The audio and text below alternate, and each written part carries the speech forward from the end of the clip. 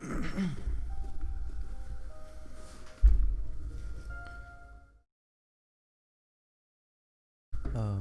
everyone, and good morning, and thank you so much for tuning in. And in today's video, today's live actually. So I will be reading the Factfulness, and the book has been chosen by the community. And thank you so much everyone for suggesting me. So I have asked for actually. Three books. So one book was Kaizen. So Kaizen was about like building small habits, and also there was a book, Start with Why. I really liked Simon Sinek, who is the writer of the book Start with Why, and another is the Factfulness. So I'm really glad that people have chosen the book Factfulness, and Factfulness is suggested by the Bill Gates as well. I will put the link of this book on the description of this video. If you really want to go ahead and purchase, you can purchase the book from the link. And here are my social handles that you can see right now. So if you want to go ahead and follow me on ImpleBooks, I am as ImpleBooks on everywhere. So in Instagram, I basically keep posting a lot of stuff. So if you really want to go ahead and follow me on Instagram or Twitter, please do that. So as the ritual goes, whenever I start a new book, I actually just feel the book. I just touch the book like this. So this is a hardcover. Again, I really like the hardcover. When the time of Ikigai, as I have already said, that I really like the feel of the hardcover, because it's not like about the premium thing. It's like I really like to touch, because it gives me this solid feeling of a book. It's not like a book that is paperbacks don't have this feeling, I would say. So the first thing, it is also recommended by Barack Obama as well. So the first line is by the Barack Obama. It says that a hopeful book about the potential for human progress when we work off facts rather than our inherent biases. And Factfulness is like 10 reasons we are wrong about the world and why things are better than you think. So I don't know how relevant this book is in the time of coronavirus, but this book actually talks about that our world is actually getting better, or things are really better than the past. If you're thinking that okay, the world is going down, it's far better. So that books actually shows you some statistics to actually prove that point, right? And this book is written by the Rosling family, I would say. So Hans Rosling with Ola Rosling and Anna Rosling. And here are some here is the recommendation by the Bill Gates and Melinda Gates. So Bill Gates has to say, like, one of the most important books I have ever read, an indispensable guide to thinking clearly about the world. So a lot of people, especially in the time of this pandemic, we are not thinking clearly about our world. We are thinking that okay, our world is actually going down. So let me just was a little tip.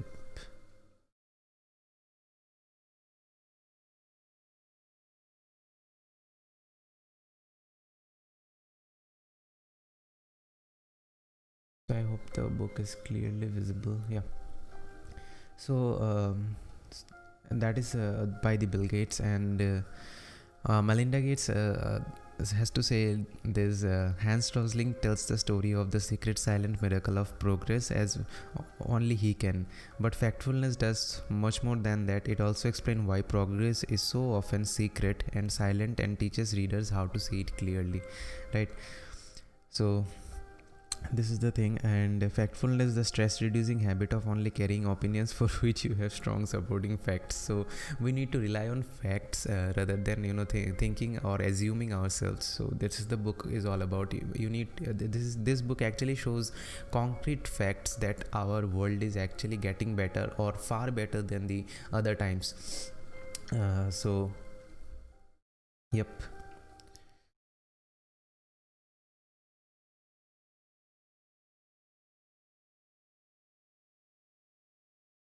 It says that it turns out that the world, for all its imperfections, is in a much better state than we might think. But when we worry about everything all the time instead of embracing a worldview based on facts, we can lose our ability to focus on the things that threaten us most. Right? And yep. So I highly recommend that when you start reading a book, please read the back cover of the book as well, because it has some valuable information about a lot of people that has to say about this book and a little bit of brief that what this book is going to cover. So it's really important to understand a little bit about the book itself before start reading a book. And I also knew about the book because I have seen reviews and videos, so it's not like that I understand that. Okay, so there's a world health chart, and this is India. So if you are not seeing India, this is us, right? So this is India, and this is Thailand, China, Mexico. What this red dots represent, I'm not sure. So this graph is a world map. Okay.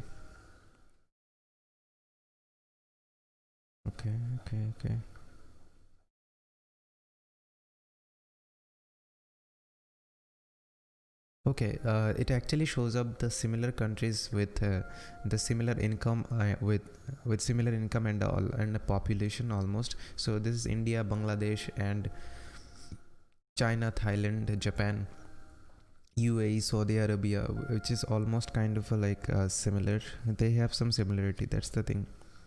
I was thinking that it's like a population of India which is growing. No, it's not. Anyways, so Hans Rosling was a medical doctor, so I highly recommend that you also read about the author before reading a book, because if you don't know who is writing the book, why the hell are you reading? Man, you should not. You should research a little bit about Hans Rosling, and there are a lot of great videos of Hans Rosling on the YouTube as well. You will have a lot of fun. If you really don't enjoy reading book, you can watch his videos. It doesn't really matter how you consume the knowledge, it's up to you. Nothing is good or bad. So let's start from the author note, because I read the author note because I just read it because it creates an emotion with the book, right? I don't know, I think today's live is going to be a little bit longer because the size of the chapter is little bigger than I thought. Yep, but still I'm going to read.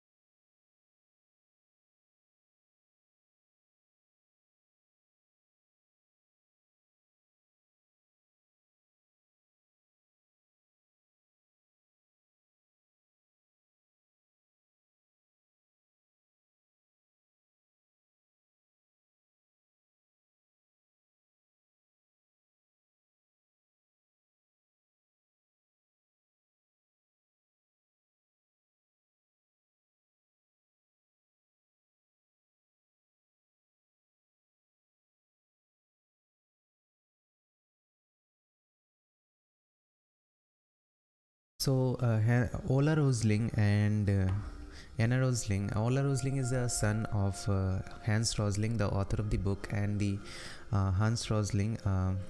Anna Rosling is the daughter-in-law of Hans Rosling. So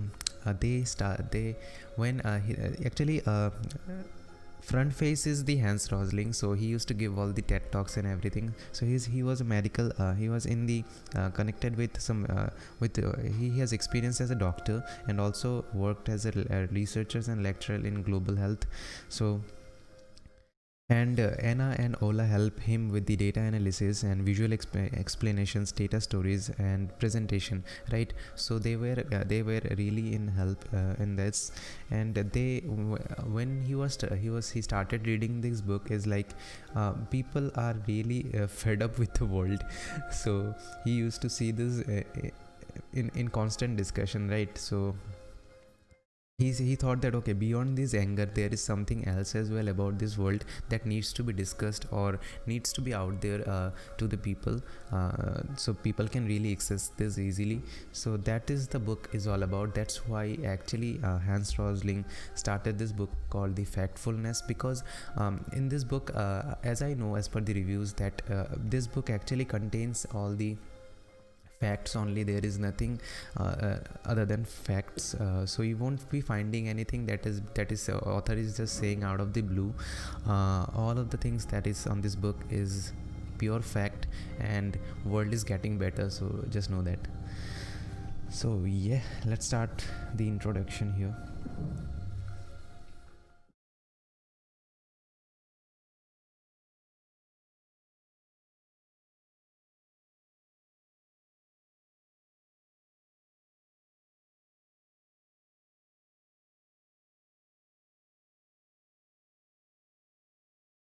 Let me charge my phone, otherwise it's going to go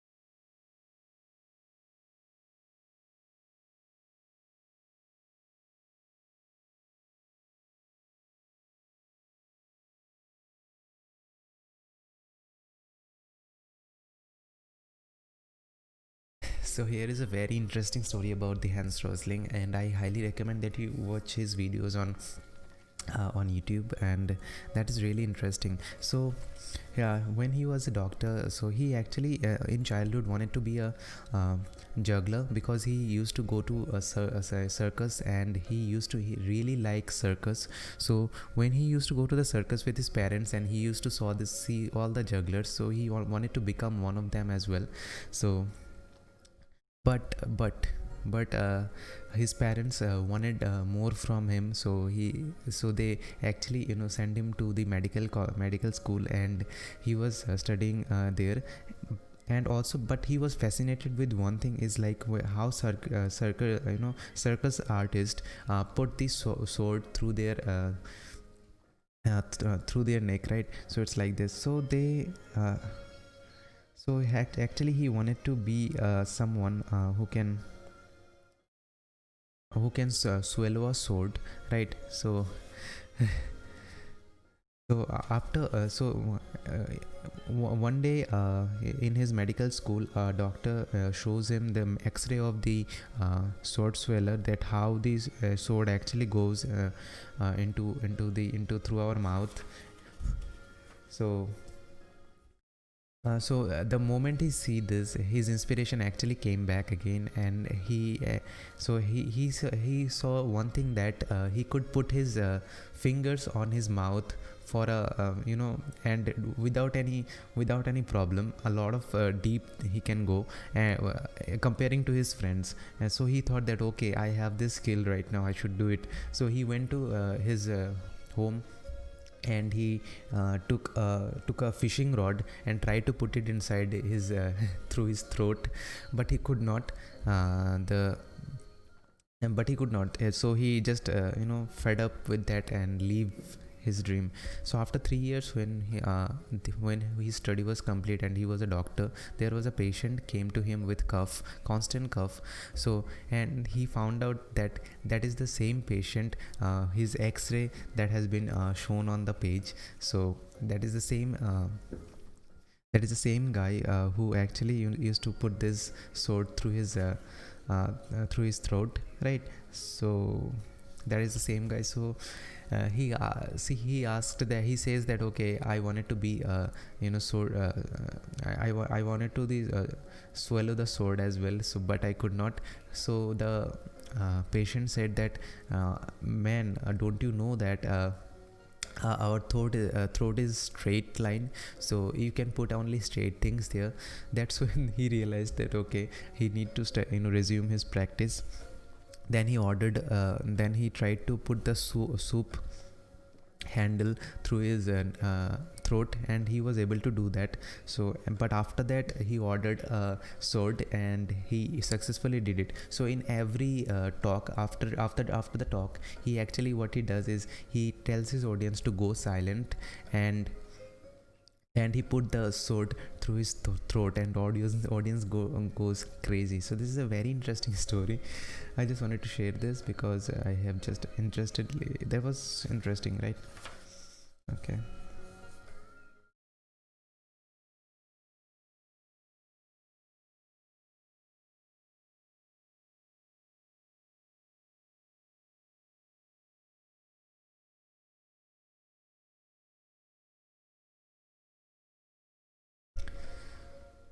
Okay, so there's a practice which actually asks some questions, and it tells you, okay, what do you think will be the correct answer, right? So let me just do it. So in all low income countries across the world today, how many girls finish primary school? So how many girls do I think actually finish primary schools?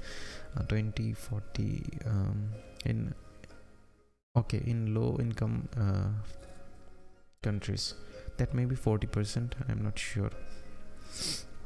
Where does the majority of the world population live? Middle income countries, maybe. I think most of the population are in the middle income countries, or maybe low income. Let's just choose this. In the last 20 years, the proportion of the world population living in extreme poverty has almost doubled, remained more or less the same, almost halved, I think, I would say, because In 20 years, actually it is not increased. I don't think so. What is the life expectancy of the world today? It's 70 years. Yeah. There are 2 billion children in the world today aged 0 to 15 years old. How many children will there be in the year 2100 according to the United Nations? 4 billion. The UN predicts that by 2100 the world population will have increased by another 4 billion people. What is the main reason? There will be more children, there will be more adults, there will be more very old people. What do you think? I don't know. Maybe there will be more children because world population is going crazy. How did the number of deaths per year from natural disasters change over the last 100 years? More than doubled, remain about the same, decreased to less than half. What's your take on it? How did the number of deaths per year natural disasters change over the last years? Okay. I don't think it's doubled. It's decreased. It should be decreased to less than half, because in natural calamities government perform really well nowadays, and okay, I think it's not. There are roughly 7 billion people in the world today. Which map shows best where they live? Each figure represents 1 billion people. Okay.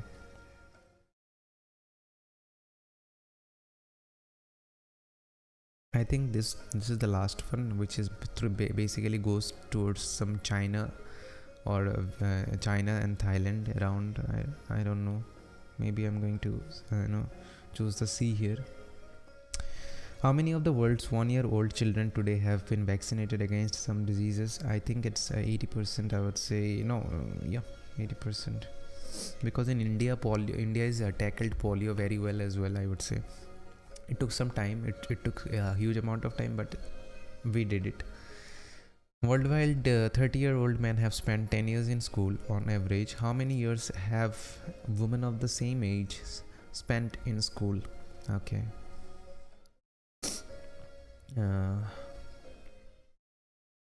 I would say 9 years. In 1996, tigers, giant pandas, and black rhinos were all listed as endangered. How many of these 3 species are more critically endangered today? Tigers, giant pandas, I think black rhinos and giant pandas, I don't know. Let's just see. Take one of them. Is like tigers. Tigers are actually going extinct. Some specific tigers, like white tigers especially. How many people in the world have some access to electricity? 50%. There are some regions which don't have, but I want to go with the 80%. Global climate experts believe that over the next 100 years, the average temperature will get warmer, remain the same, I think some people said that it will get colder. I don't know. So here are the correct answer. Let's go ahead and find out the correct answer. So okay, it's C. So in all low-income countries across the world today, 60% girls actually finish their studies. So even in the low-income countries, we have a notion of saying that girls are actually unable to finish their study, but statistically saying even the lowest income countries, in lowest income countries, even 60% of the girls actually finish their high school. So this is a good figure, and we really hope that this number actually keeps increasing, and maybe to the 100% at some point. But 60% is not really a bad number, the way we think actually, that girls are unable to finish their school or anything like that. It's a good number, right? And there is number 2 is B. Okay, I was again wrong. So where does the majority of the world population live? It is in the middle income countries, not in the low income countries. Okay. And okay, 3 is the C, and I was right here. So in the last 20 years, the proportion of the world population of living in poverty has almost halved. So poverty is actually halved by today. So before 20 years ago, people were really poor, really so much poor in terms of the statistics. So this book only talk about the statistics in the later chapters, you will see. So it is almost halved, and it is not something that is author is saying out of blue. This is all researched. You can go ahead and search for it as well. So what is the life expectancy of the world today? So what is it? Okay, 4, it's C. Yeah, it's 70 years. I knew that. There are 2 billion children in the world today, aged 0 to 15 years old. How many children will there be in the year 2100 according to the United Nations?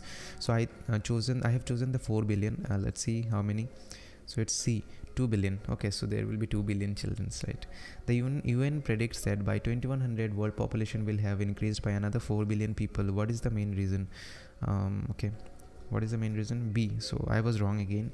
There will be more adults, because 15 to 74 years of age people will be more. That's why our world population will increase, because the population is increasing now, so that will impact the future 2100s, right? How did the number of deaths per year from natural disasters change over the last 100 years? 7. See, yeah, it's decreased to less than half. So yeah, that's actually obvious. So because we are good with predicting natural calamities nowadays, and government can take a lot of good steps to evacuate the area in terms of natural disasters. So if you think that world is going down, we need to see some statistics as well. Yes, there are some bad things obviously happening. Okay, so how many of the world's 1-year old children today have been vaccinated against some disease? So how many do you think? Okay, it's C, 80%. 80% of the children are actually vaccinated. It's a very good number. I hope that it will reach 100%, but 80% of these children are actually vaccinated, world's 1-year old children, against any kind of diseases, right? It's a good thing. Worldwide, 30-year-old men have spent 10 years in school on average. How many years have women of the same age spent in school? I selected 9 years. So let's see what is the thing. It's 9 years. So if a 30-year-old man in average spent 10 years in school, so a woman actually spent 9 years in school. So if you're comparing man and woman, both of them are spending same amount of time in school, almost same. Man is spending like 10 years in average, and woman is spending 9 years in average. So it's a very good number again. In 1996, tigers, giant pandas, and black rhinos were all listed as endangered. How many of these 3 species are more critically endangered today? I selected B, so it's C, none of them. Okay, tigers are not endangering. I thought that they are. Maybe white tigers are actually endangering. Okay, they said endangered. Yeah, maybe, I don't know. I have a confusion on this. So if you just know that, if you just agree with it or disagree with it, please tell me in the comments. How many people in the world have some access to electricity? I have selected 80%. So let's see what is the answer. C, 80%. So 80% of the people actually have access to the electricity, which was like a scarcity at some point in our world, and in Asian countries especially.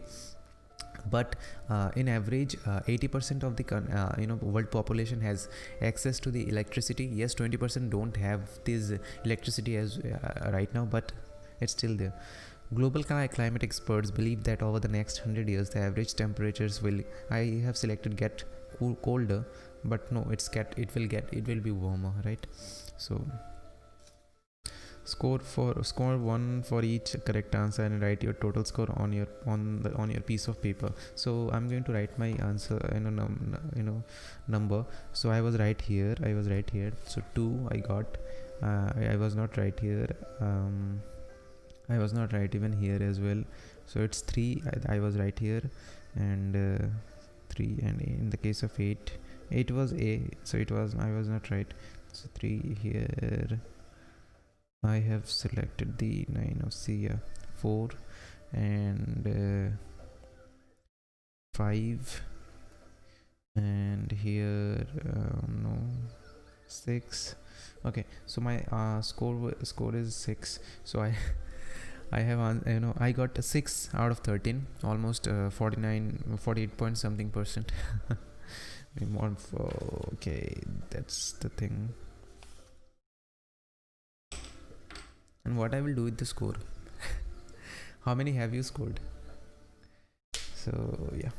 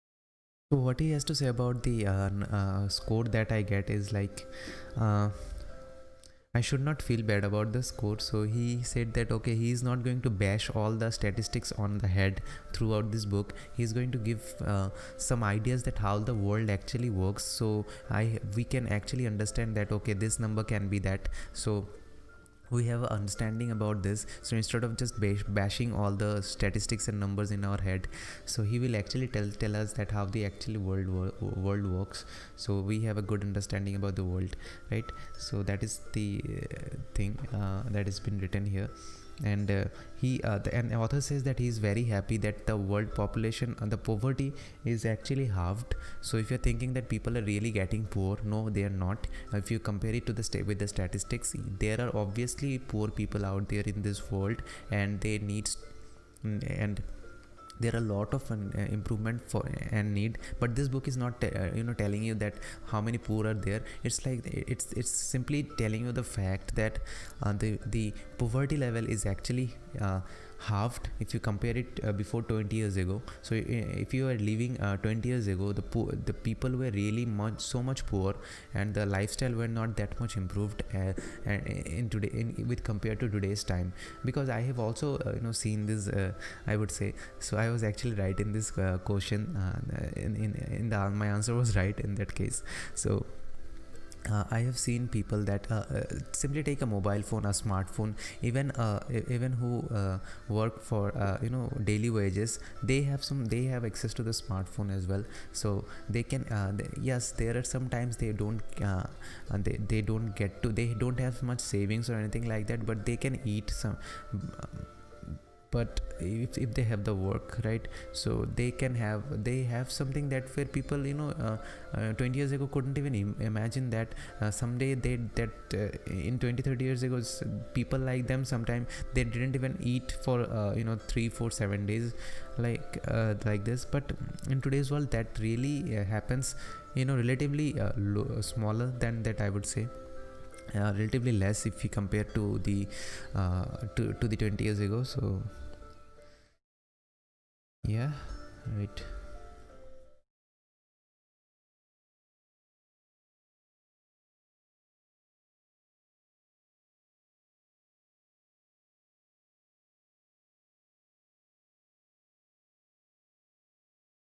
So poverty level actually decreased by 2/2. So that is the stat for depending based on the countries. Okay, it doesn't have India in this, but I would say that India also is will be almost in the almost the same. Almost if you just compare the people who are watching born in 1990 or 2000. just compare that time to today's world. People are really living a good lifestyle, and I think it's really important that we you know uh, just stress on the fact that world is not that much bad. It's going better, right? So yes, there are a lot of improvements, and that will be always there. So we just need to do our work really, right. uh,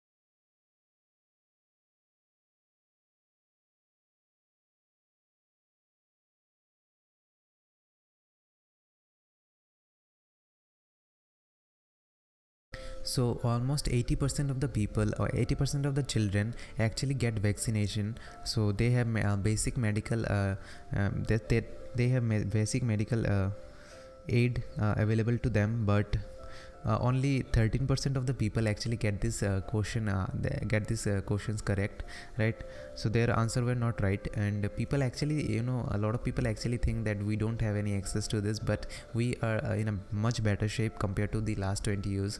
So and 5% of the people, here is a there was a kind of like a vote from the Democrats and Republicans in the United States, and 5% of the people actually said that okay, the poverty level is actually decreased by doubled, it's almost halved. But a lot of people believe that poverty actually increased. Even 95%, a lot of people actually say that poverty actually doubled.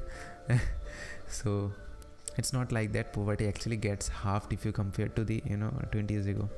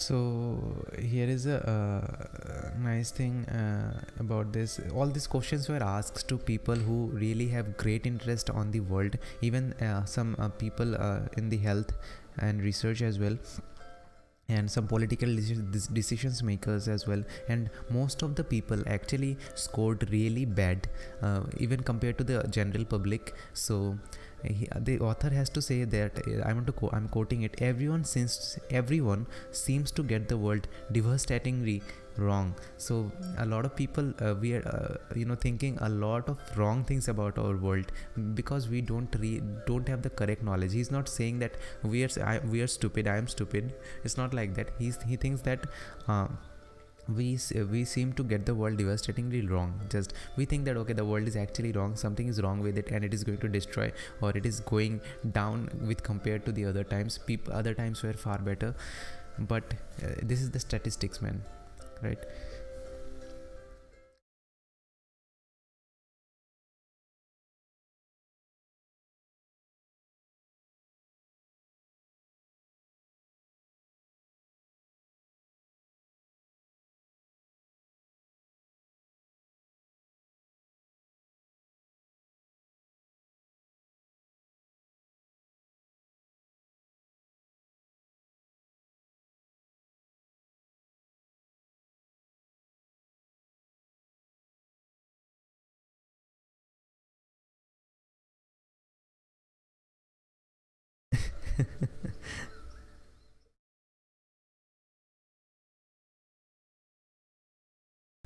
So he said a very funny thing here. So he said that if we go to a zoo and find some chimpanzees, and he take 3 bananas and write ABC on those bananas and throw them to the chimpanzees, and whatever the first banana that they pick, that is the correct answer. If we take that is the answer, if you take, then the chimpanzees will perform far better than all the educated people who actually take the test. So he said that educated people were devastatingly wrong, so much wrong about the world. Like they were not just only wrong, they were, most of the cases where they were so much wrong about the world, even the chimpanzees could perform better, right? So he said that there is a probability of 33% getting right by the chimpanzees. But even the so much educated people, like political decision makers, companies, journalists, activists, all these people actually could not answer his question, and all these people actually answer his question correctly. So all these people think that a world is actually there is something wrong with the world and it is not getting better, right?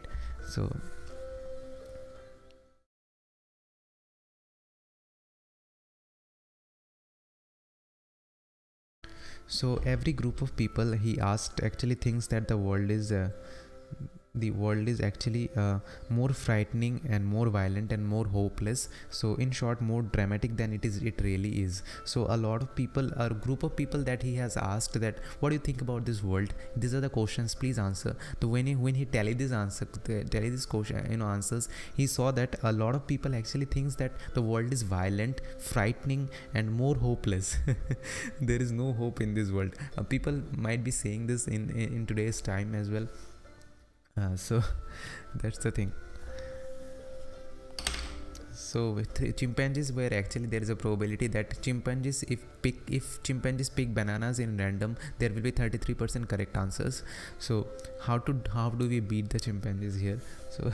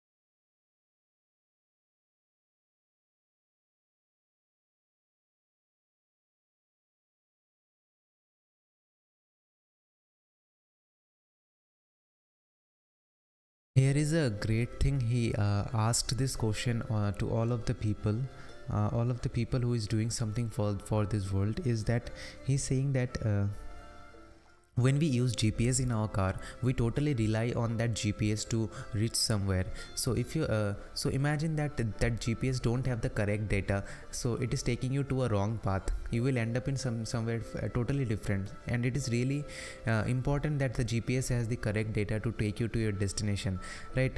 So if the GPS don't have the correct data, you will end up in something in a wrong place, right? But in today's world, the policy makers, all the business people, if they don't have a good idea about the world, and they don't have the idea about the world, their worldview is like upside down, how they can improve upon it, how they can solve their issues, right? So that is the question in his mind. So that's the thing. So if the policy makers, politicians don't have any idea about the global problems, so how they can actually, and they're relying on some wrong facts, then how they can solve any problem? Suppose if you are a politician, if you are a policy maker, or if you are just a business, if you just want to start business and you are thinking that world does not need this business, the world is actually going down, why should I create a business in this world is totally fucking hopeless. So this is not going to help, right? And you need to have a good idea about the world. That's it, that's what I want to say. I think I too have, because I didn't don't think about the world like this. So yeah.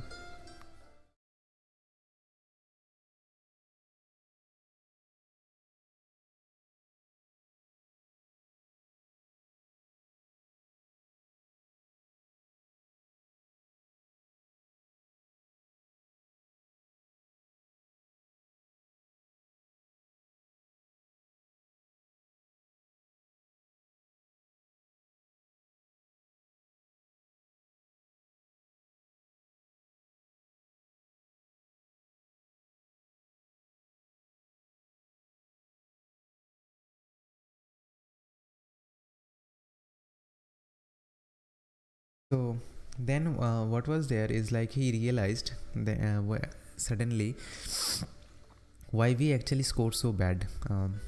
He realized that we don't actually, we are not actually wrong, we are actually actively wrong. Actively wrong is like people are almost all the people are like giving the same answer, so they are wrong actively. So it's not like that they are just finding random answers. They are actively wrong. So they have this strong feeling that okay, the world is not getting better, right?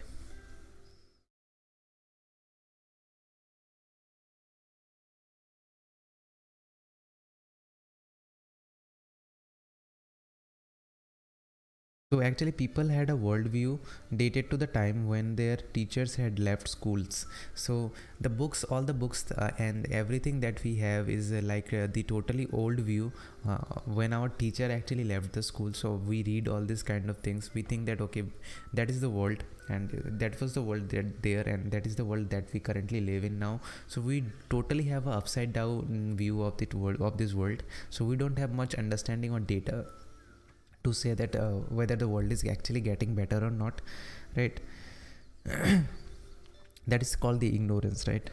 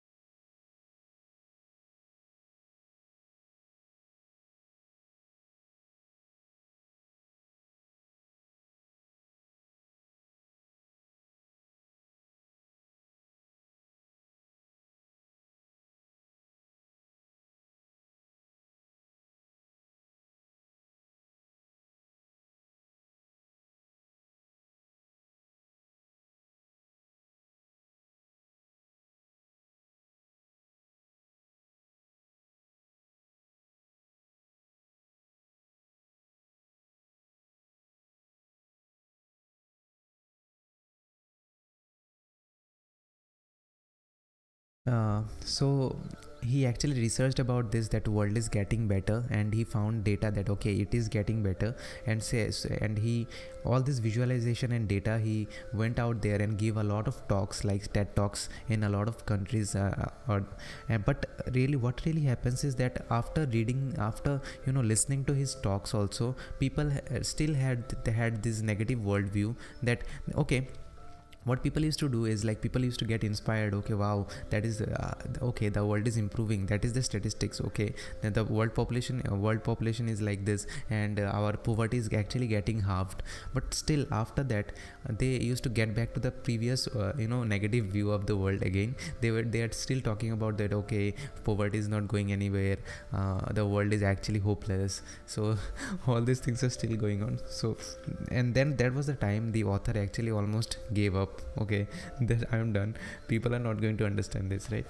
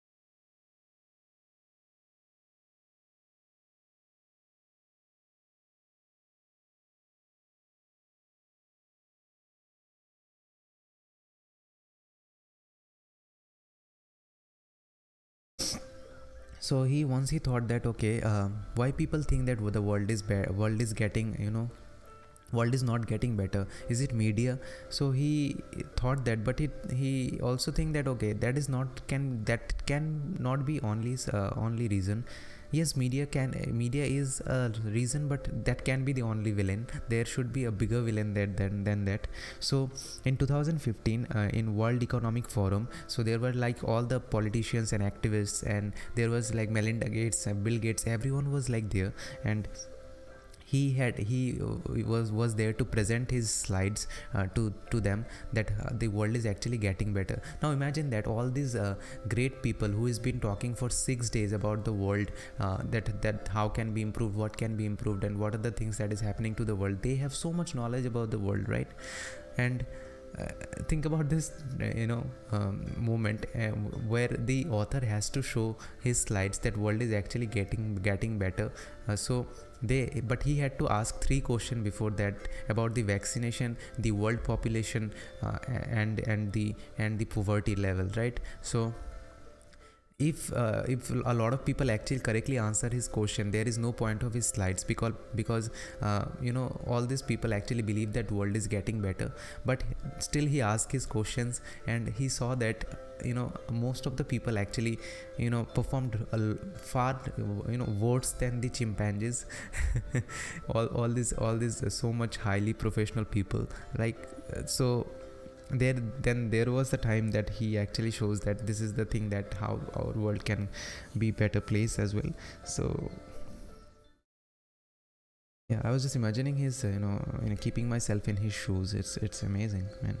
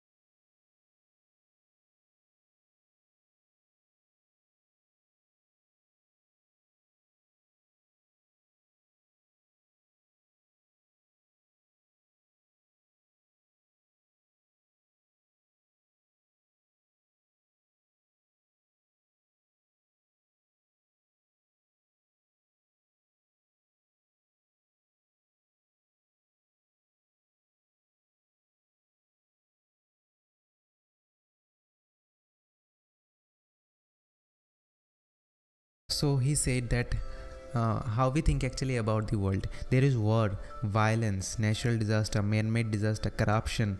Things are just bad in this world, right? So rich are getting richer, poor are getting poorer. So there is a movie in India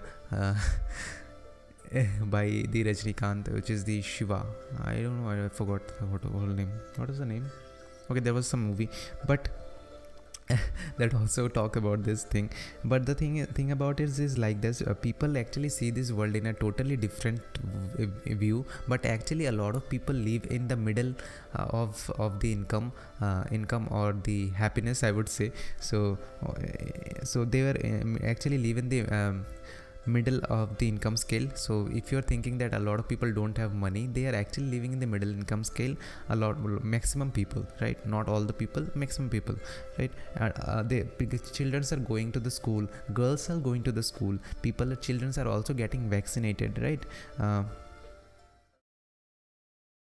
A lot of people actually wants to go to abroad also for the holiday. A lot of people takes this weekend breaks. So I have seen people like going to somewhere in the weekends as well.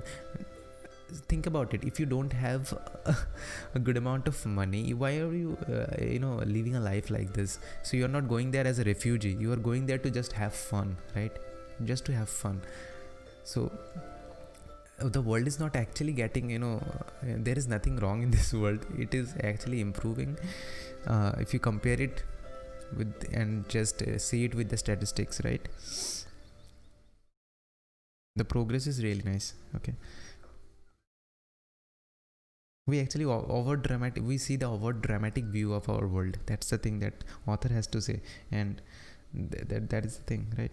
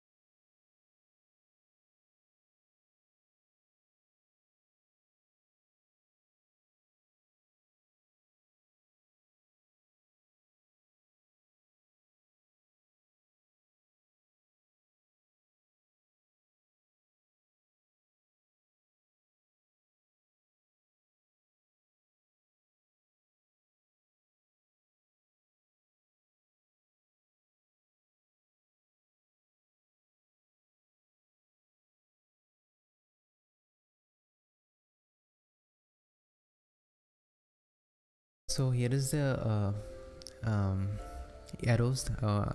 Just tell me which arrow is the longer, the top one or the bottom one.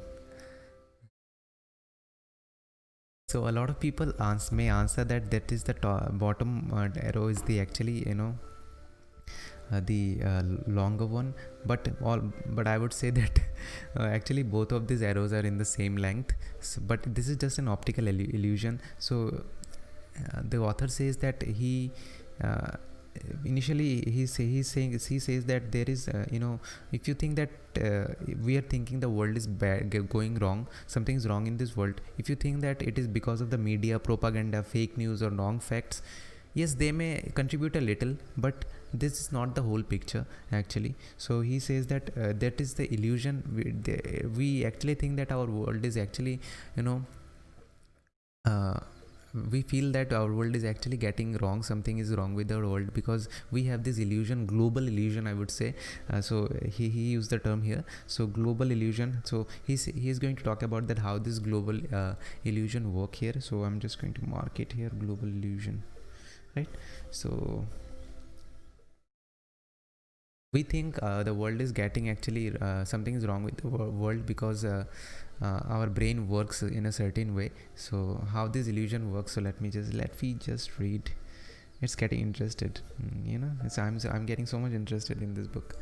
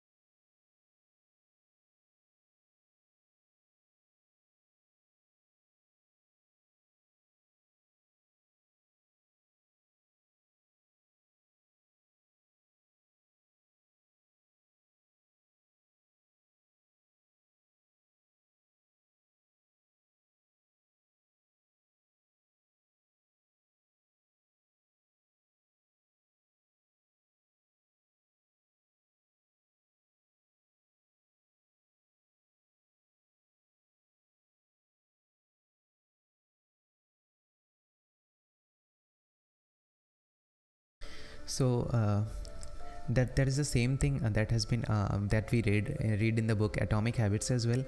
So in our ancestors actually used to, save sugar and fat, or things that is related to the sugar and sweet, sugar and salt. So that's why we get these cravings for sugar and fat. That's why the chips company is making so much profit. So as a human being, our brain is almost brain activity is almost like same that were like 20,000 years ago, our ancestor, whatever their brain activity was. So we still have this craving that okay, we need to have this. That's why we go for the things like chips and all that. But that is the reason that fat and obesity is today's world's problem, right? But and we need to tell our children that okay, don't eat this sweet, don't go for this chocolate, don't eat chocolate, that is harmful for you, don't eat chips, that is harmful for you. So we need to teach our children this kind of things, because that is not really our requirement nowadays. So he says that okay, we should so here is a nice thing I want to read as it is. We should not cut out all sugar and fat, and we should not ask a surgeon to remove the parts of our brain that deal with emotions, but we need to learn to control our drama intake. Uncontrolled, our appetite for dramatic goes too far, prevents us from seeing the world as it is, and leads us terrible astray. So it's like we need to remove the drama from our mind, that okay, that world is actually getting wrong or something like that. We need to actually see and take some logical decisions. We can't really take always we can't always take logical decisions in every case, but we control it. We need to control our emotions, because we see the world as emotional being, not as a logical being, right? We think the world is getting something is wrong in this world because we are thinking about it emotionally, not relying on any stats or anything like that. If you ask any people that okay, what do you think about the world is going, so they will maximum time they will say something negative about this, because they are thinking about it emotionally. They have faced something, they have seen something in this world which is not right, and that is actually set this mindset about this world. So we need to control the drama that is going on in our head and think logically. So we can't really take all the decisions logically, but we can control it. That's the only thing that has to say, that the author has to say here, right?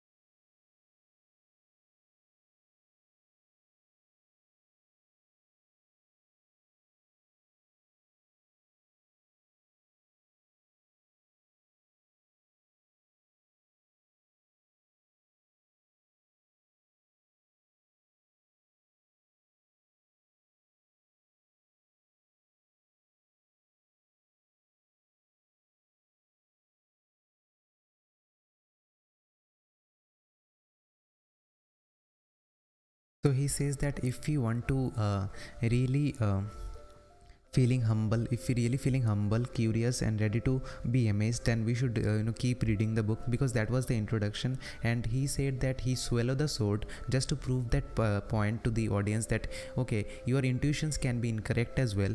We can put a sword if in our throat, because our throat is like straight line. We can put any straight objects in there. So we in this cases, but we think very emotionally. We think we are afraid that okay, something will happen if we do something like this, but that is totally not true. So he said that he do this just to prove that point as well to his audience. And the world is actually getting better, so we need to have this childlike mentality there, to understand about the logical things, that how this world actually works. So he said that okay, if you want to learn more, we should just keep reading. And do you want to learn more? So if you want to learn more, please keep reading. I think today's chapter is going to take a lot of time to complete, because I think it has almost like the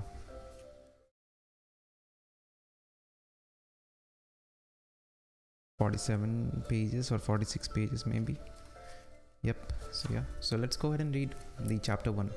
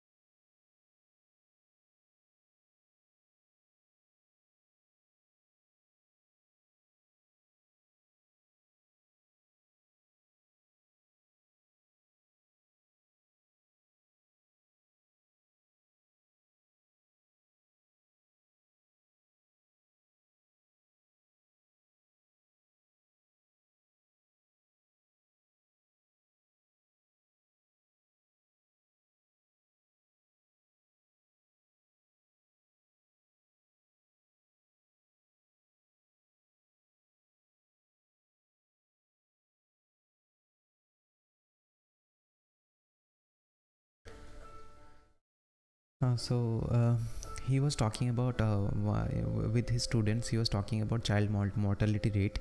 So he keep asking all the countries names, and he was asking that tell me the child mortality rate of that country, and the student was shouting okay, 30, 35, 14, 55, so like this, and he was keep saying the country name. Then he put down his pen and asked this question, okay, so now tell me what is the mortality rate of that country in 1960. So they found out that the number was relatively so much higher in 1960, and the countries and the child mortality rate in countries those in 1960s, if you compare them, there is a very good progress in those countries. In Saudi Arabia it is 35, and child mortality rate, and you think that okay, it's bad, but in 1960 it was like 200 something, 242, right? So much bigger. Now they have improved a lot. If you just compare it in today's number, that's not going to give you the whole picture. Just see how relatively they progress, how so much progress they actually made in those 33 in those 33 years, right? And what about the Malaysia is in 14 today, the child mortality rate. So child mortality rate actually decides how the society actually plays out altogether, because if the child mortality rate is lower, that means they have good access to food, that the mother actually knows how to read and write, their their sewage is not leaking into their drinking water, so they have basic medical care and aid, right? So that actually decides what is the child mortality rate. So that actually defines your society all about. And their students were like amazed, and they thought that okay, he took those countries name just to cheat them, because those countries progressed really well. But they saw all the countries actually made progress in terms of child mortality. So if you look at the numbers, actually in child mortality, the countries are really doing well. So child mortality actually defines the society, as it is already written, right? So yep.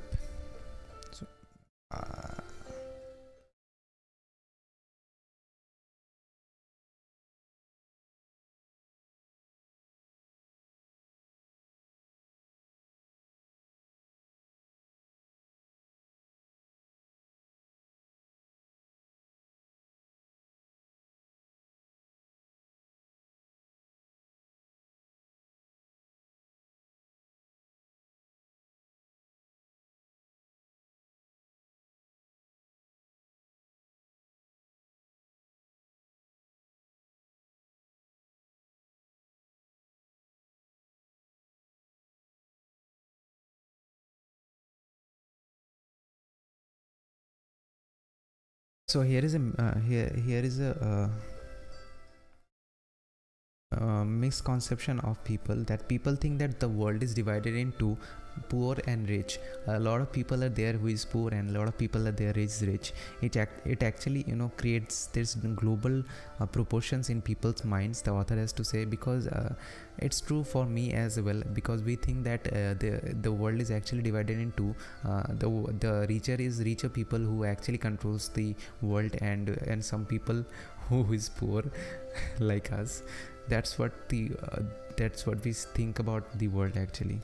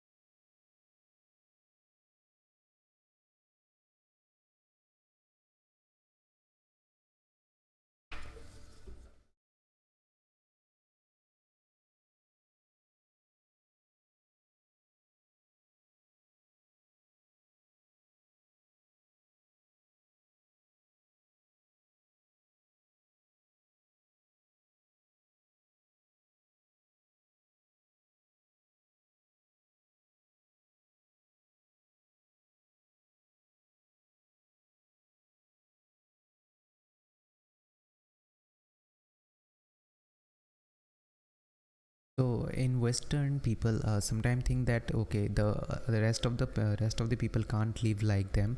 So so there was like a good discussion among student and the author. So so that I would highly recommend that you read the book to understand the whole conversation. So they were like, the students were like trying their best to actually divide the world into two. And he was and there is a nice thing I want to quote from this: if you want to convince someone they are suffering from a misconception, it's very useful to be able to test their opinion against the data. So if you have a correct set of data in you, so you can really fix others misconceptions. So because you have the data, if you have the correct data, you can do that. So he was trying with all the bubble charts and everything, fancy looking data charts, and he was trying to solve that misconceptions.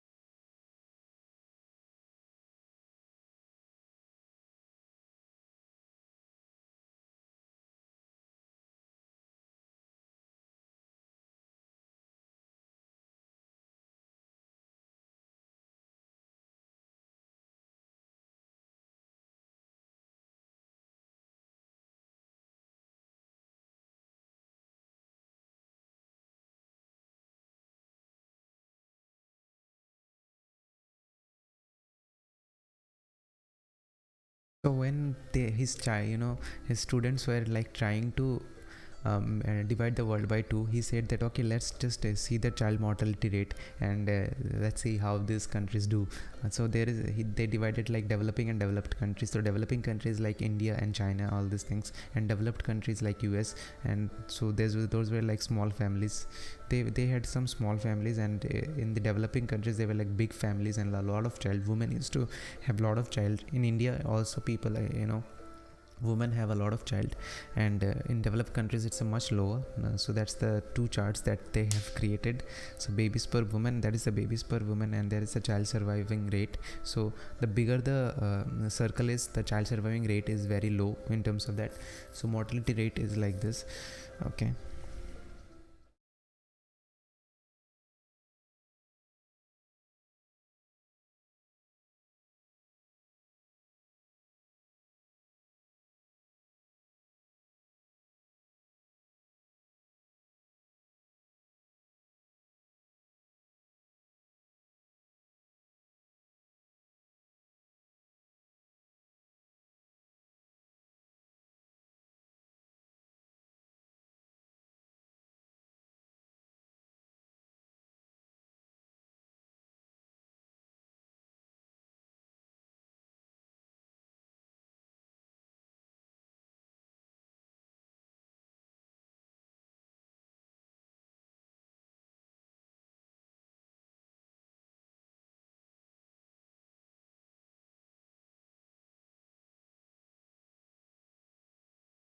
So he says that the picture actually belongs to the 1965. So he asked this question: what if your surgeon gives you surgery and medical treatment based on the best of the medical 1965? Will you use a map of 1965 to navigate today's world? So he asked this question, and there is the new world where the developing countries, a lot of countries are actually moving to the developed areas, and developing country is getting relatively smaller. So there is not much developing countries. All these countries are going into this developed area, right? So actually today families are small and child death rates are pretty much lower if you compare to the major countries, right?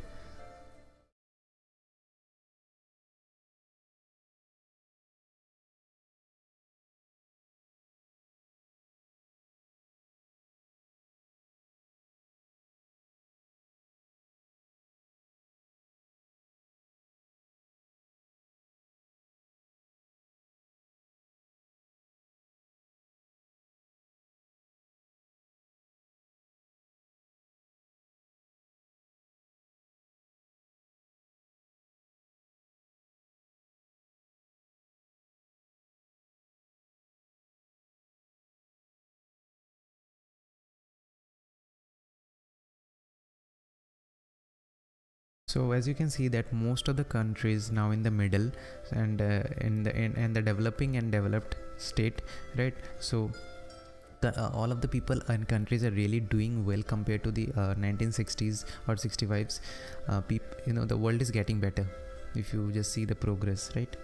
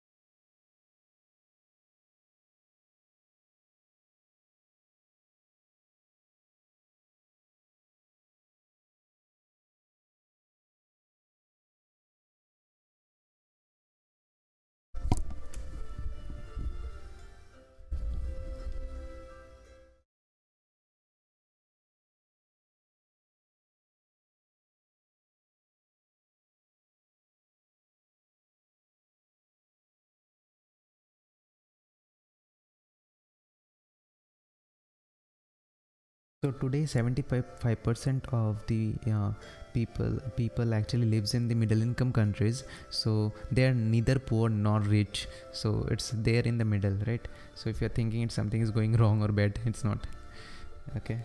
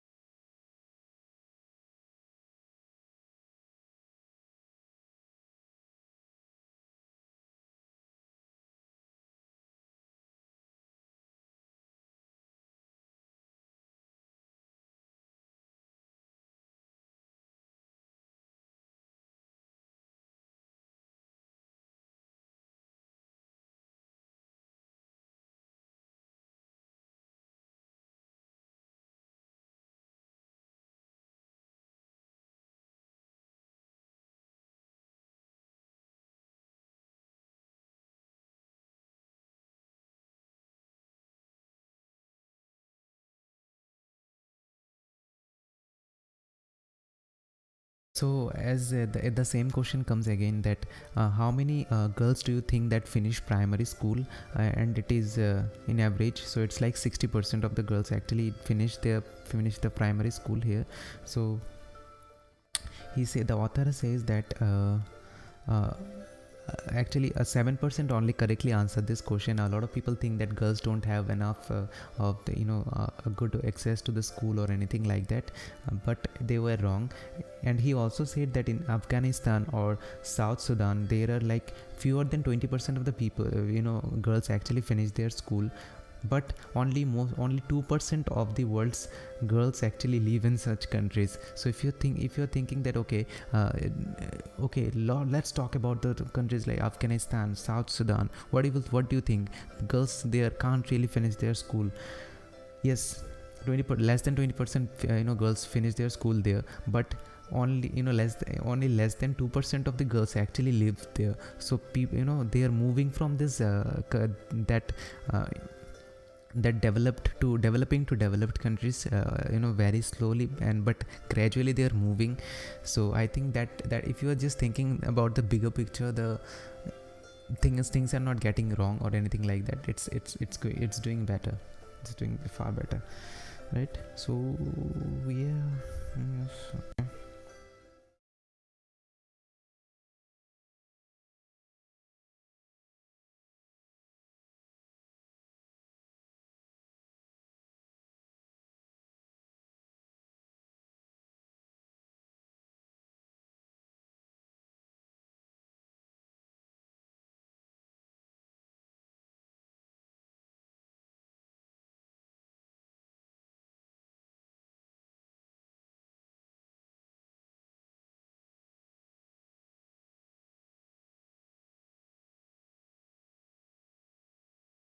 So he says that, to summarize, that lower income countries are much more developed than most people we think. So vastly fewer people actually live in those countries. So that's why they are developed in terms of that, right?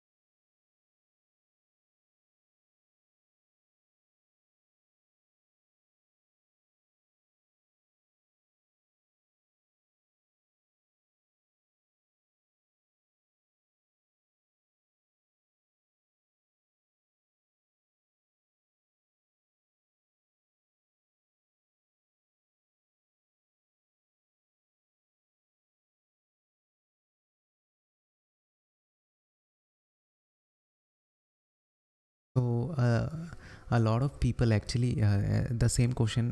The lot of people actually live in the low is neither living on the high income countries or low income countries. Most of the people actually live in the middle income countries. So a lot of actually 5 billion potential customers are there, which who are improving their life.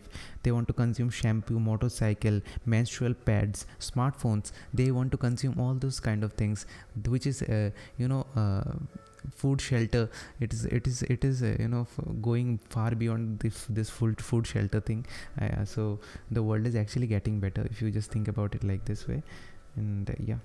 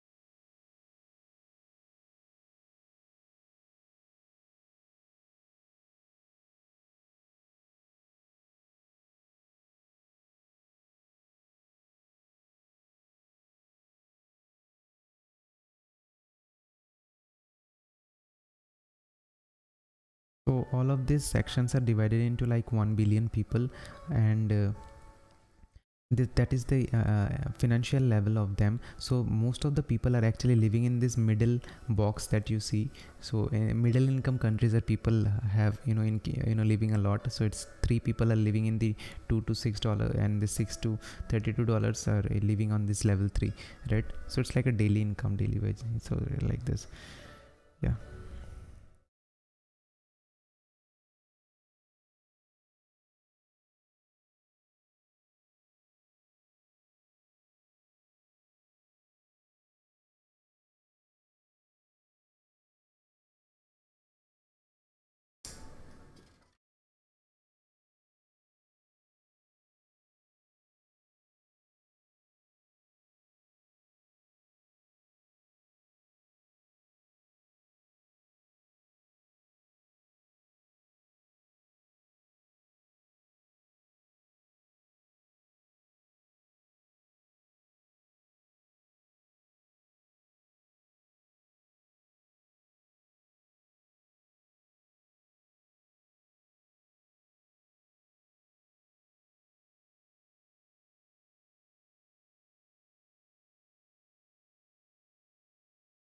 So he divided the life in terms of income, and in 4 levels. So if you are living on the level 1, there is a, suppose you have this, developed a nasty cough by some smoke, and you can't even go to the doctor because you don't have the money or the potential health care to aid you. So you just die. Yeah, that's sad, but that happens. roughly 1 billion people actually live like this, right? 1 billion, you may be thinking, oh, say 1 billion people living like this, that's a huge number. Yeah, but also a lot of people living living a better life as well. So let's just see this. So your level is increased, so you just earn like $4 per day, right? So you have water, transport, cooking, plate of food. You have the plate to eat the food, right? So you're in the level 2. Okay,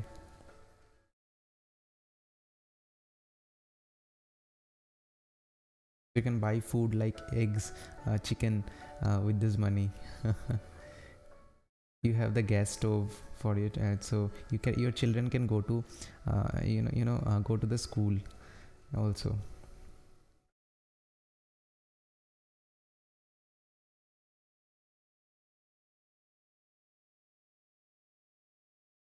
But if you get any kind of health issues, you need to sell all of your possessions. If you have anything like cycle or anything like that, you need to sell this thing to get the money to actually treat you, but you can still do that. So actually love roughly 3 billion people live like this, live in this level 2, right? There is more level, so you have upgraded your income to $16 a day. That's an improvement. Okay,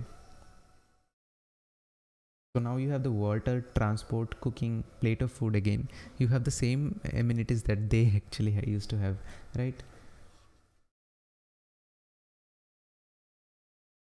So you install a water tap as well, so you don't need to go around finding for water, like, right? You can buy a fridge, you can store food there. So most of the people are actually living in this level 3, I would say, in the middle class that we call right now. We need to save to buy a motorcycle, and we need to go to some other state to for a better paying job. Like I am also living, I'm not living in my hometown, I'm living somewhere else, because in my hometown it's not really possible to get a job related to software engineering. So I'm living on another state because it gives me this opportunity to being exposed to this kind of job, right? So if you have a little bit of savings as well, so if something happens to you, you can really use that saving to be better, right? You can go for the vacations as well, so you can spend your afternoon on the beach with your family if you want. So a lot of people, like roughly 2 billion people are living like this today. And then comes the level 4. you know it's like you have more than $32 per day. You're rich, super rich. You have water, still you have water, transport, cooking, plate of food. Nothing extraordinary, just the lifestyle is improved, right?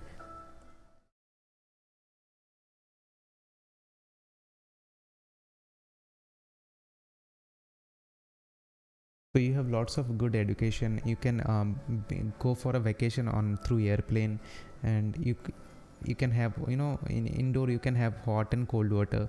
Okay.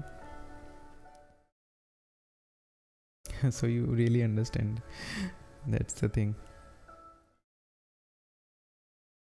So there is last line that people on level 4 must struggle hard not to misunderstand the reality of the other 6 billion people in the world, right? So it's really important that they understand this, right?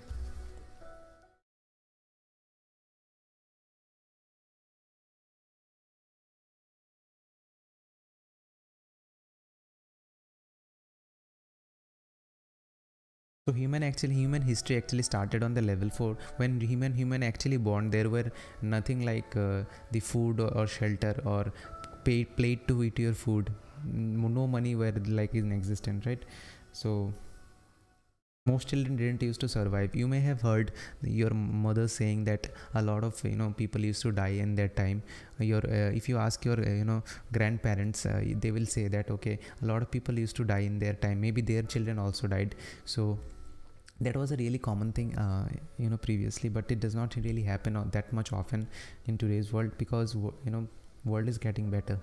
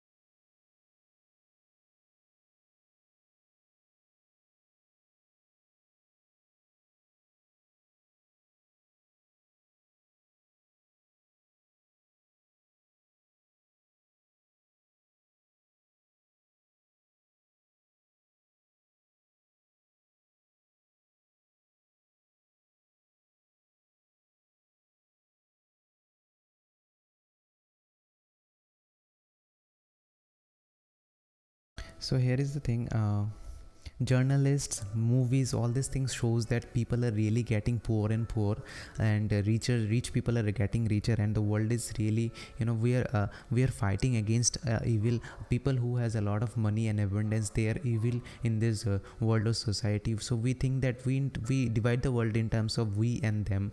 So we think that okay, there is two kind of people here, and that's really important that we understand this concept, that it is not like this. People are actually progressing towards the developed area, and they are now, most of the people actually live in the middle income countries, so they have a good amount of money to actually enjoy their life, right?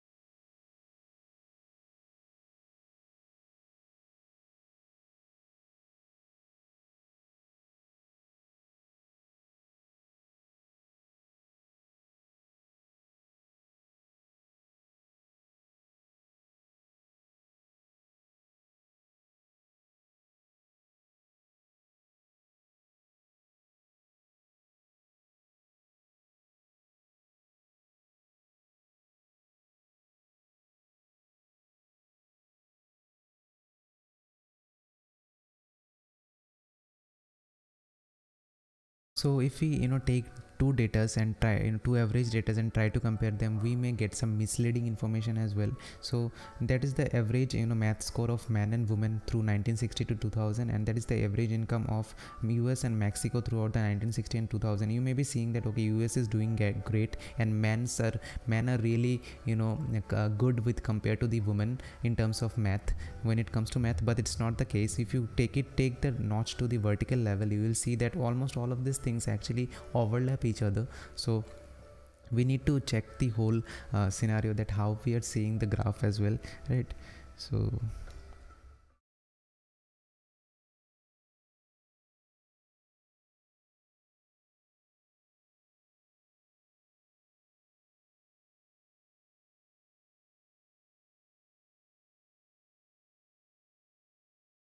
so that is something called the gap stories. He also said that in South Africa, black people and white people lived on different income levels. Obviously there was gap, right? But with no overlap, right? But in most of the cases the gap does not exist, they almost overlap. We are thinking in terms of we and they. We think that there is a gap, but there is not actually, right?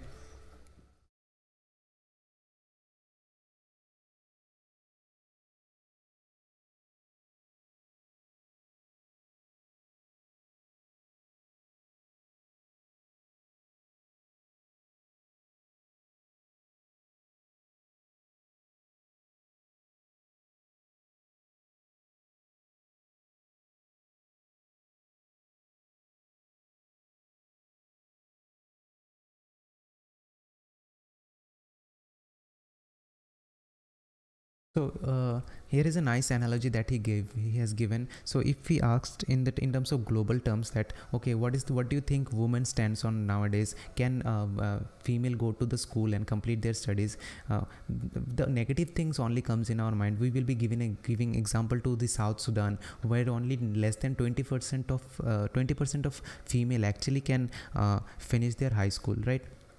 We can give example like this. We can talk about different countries where there is a lot of war and violence are there, but think about it, a lot of very less people actually are living on these countries, and they're moving towards the developing countries to developed countries, right? So the world is actually getting better in terms of that.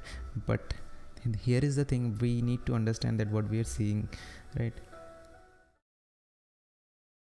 We that actually helps us, see that gap, but that gap actually is not there, they are overlapping almost, right? So he said that there will always be the richest and the poorest, there will always be the worst regimes and the best, but the fact that extremes exist does not tell us much. The majority is usually to be found in the middle, and it tells us a very different story, right? We think that we think in terms of the extremes, like there will be, he said that there will be always rich and poor. You can't really say that okay, there won't be any rich and poor anytime, but there will be, but there will be always good and best. But majorities, most of the cases are in the middle. So that's the story, that's the actual thing, right?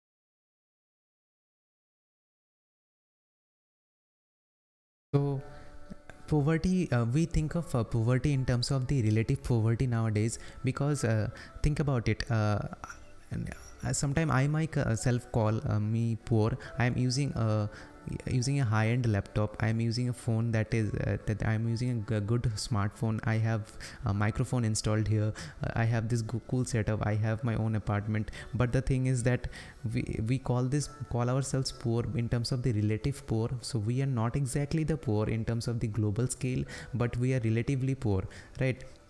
So in US, people who are living on the level 3, like people who can afford their food, who have little savings to aid them in the medical emergencies, they are below poverty line. If you have this in the in India, countries like India, you are in a much better state. But in United States, you can call yourself poor if you can afford food, if you can go to vacation, if you can buy medical aids when there is an emergency. You are still relatively poor, because you can't really afford a higher lifestyle than that. You can't really go to sit on the jacuzzi and buy a jacuzzi. So you are relative poor in that case. So if you are living on the countries like United States, you are poor. uh, Suppose we are in we are middle class, we can say, but in United States we are below poverty line, right? In But think about the people who is living below poverty line in India. What we will compare, what you will say with compared to the United States, that is called the relative poor, right? So we are not exactly poor, we are relatively poor.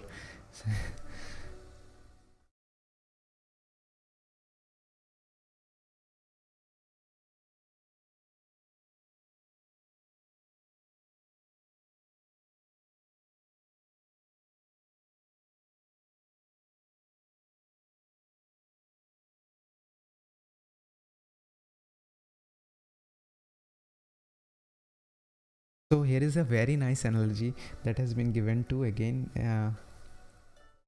He says that even a level 4 people can feel poor as well. Suppose you have car, you have your own apartment, even if you have your jacuzzi, so you're thinking that okay, the color on my walls are peeling now, okay, I am feeling poor. The sofa is not looking right, the color is not good, I can't afford that sofa because I have purchased that this specific sofa today. You're still feeling poor in that case. So that is the thing, that is not that in that case we can, in people living in the level 4 also feeling poor as well. So the poor term is not really right to define that what's your lifestyle can be, because if we say things like okay, just poor, what it actually defines, right? So anyone can feel poor.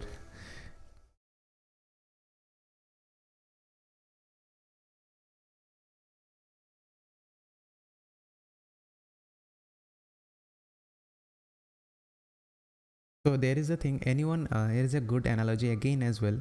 So anyone who uh, anyone who actually living on the top of the building, if they look down they will see the difference, okay, that is the difference.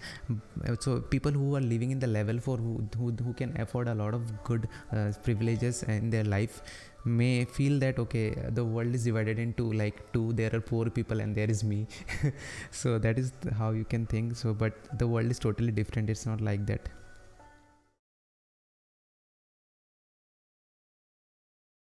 So it is natural to look down and say, oh, they are all poor. So if you're living in this fourth category, right?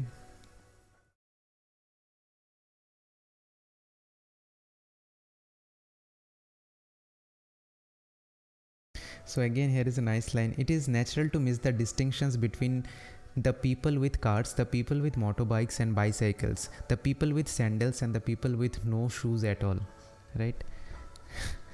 So it's natural to miss this distinction. So how we will distinct in this case if you're just saying this kind of thing?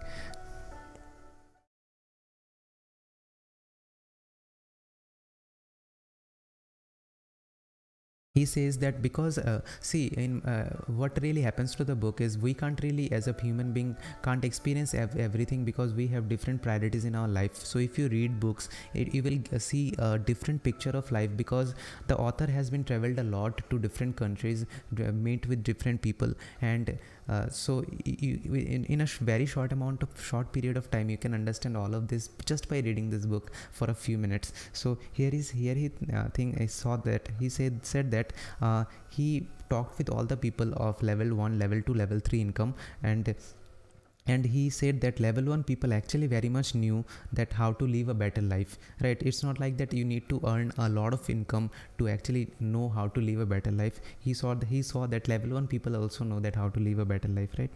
Okay.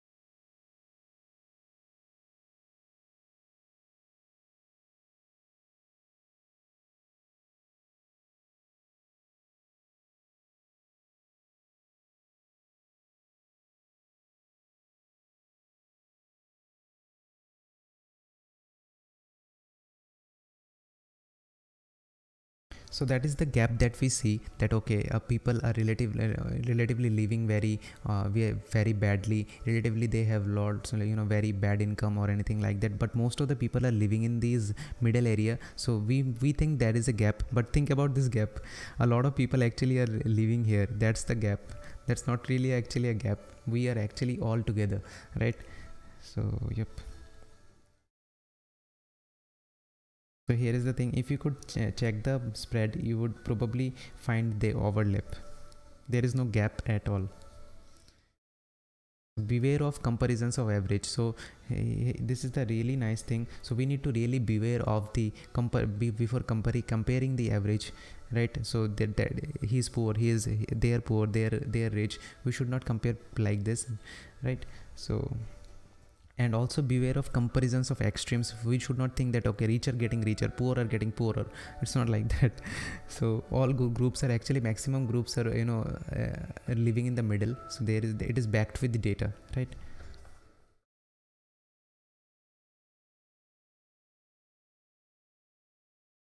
Because majority is actually living in this middle. A lot of people are actually suffering. A lot of people don't have enough money or anything like that. They are actually living living the hell life. A lot of people are living extremely rich life as well, but most of the people are in the middle. So we should not think that okay, the people is actually gradually moving towards this middle to the extreme as well. But the thing is that the world is getting better. The point here is this, right? And also don't look from the up there, because if you see from the top, you will see that okay, suppose I can afford this lifestyle, like I can eat, I can I can go live if I want. But a lot of people who are living living like daily wagers, they can't really afford this. So if I see this top view, I will see that okay, they are not me. So okay, so I will see this, I will create this gap in my mind. Okay, they are poor, we are rich. So that kind of thing. So we should not see that view from the top up there as well. We should see that how they gradually improving their lifestyle, how they're actually can improve their lifestyle with compared to the previous time, and where they are going, right? So that's all about this chapter 1, and I quite really enjoy the book. This chapter 1 actually sets the mood for the factfulness. You will understand that why I think this chapter 1 is totally dedicated to like why you should read this much pages for next 6 days. So that was a really good read, guys, and thank you so much for suggesting this book on the Instagram, Facebook, and I highly recommend that the social handles that you see right now on the screen, please follow me, please subscribe me on YouTube. So if you want to really go ahead and see my live streaming as well, I live stream on the Twitch, Facebook, Periscope, and YouTube. So 4 platforms I go live altogether. So if you really want to ask me any questions, please shoot me on the Instagram, and to see all the work that I have been posting on the Instagram, all the great pictures that you can see right now. So thank you so much again for watching, and have a good day. And that was a Factfulness by Hans Rosling, and that was an awesome read for today, and thank you so much. Have a good